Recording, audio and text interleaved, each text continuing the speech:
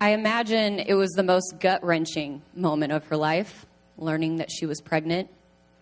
The shock, the confusion, the shame, the fear of abandonment. Pregnant? What would her reputation be? What would happen to her family? What would happen to her fiancé? You see, first century Palestine was already a hard place to be a young woman. Mary was probably in her early teenage years. She was probably illiterate, and she was definitely not married yet. A pregnancy was the last thing she needed. So her confusion and her surprise in Luke chapter 1 is super understandable. But when we read Luke chapter 1, we see that the invitation is not an invitation to shame or destruction. This invitation is God's invitation to Mary to trade her hopes for what God would conceive in her womb, Jesus Christ, the hope of the world. Time and again, it is this same invitation extended to us. Trade your plans, trade your reputation, trade your identity for that which God will conceive in the womb of your heart. Kingdom purpose. Kingdom purpose. Mary asks, how can this be?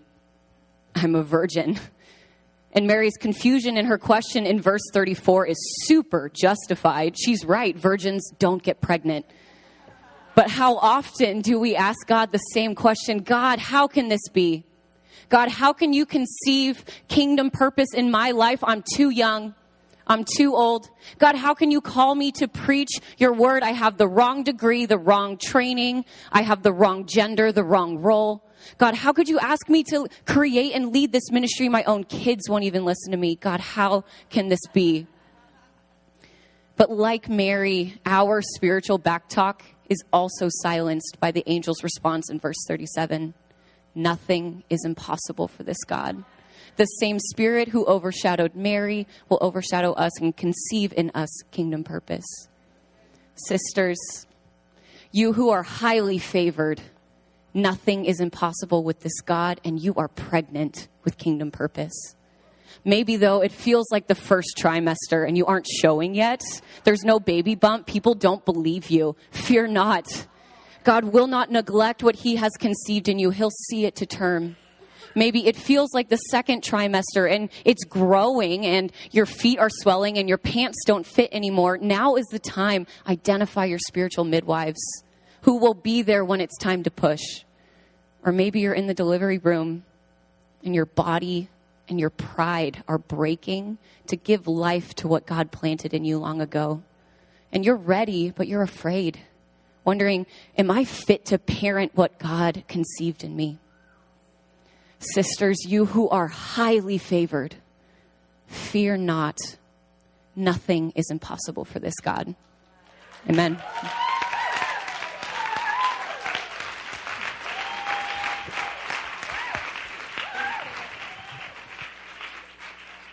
Yeah. Oh, I get the easy job. That was awesome. Very well researched, and you brought a very known passage where we can kind of just turn off. You brought us in and drew us in and gave, you did all of the exegesis and all the hard work, but didn't let us know about that and made it very simple and gave background. It was excellent. It was very tweetable. And that's a hard thing to do, and so it's very thorough, and you thought through it.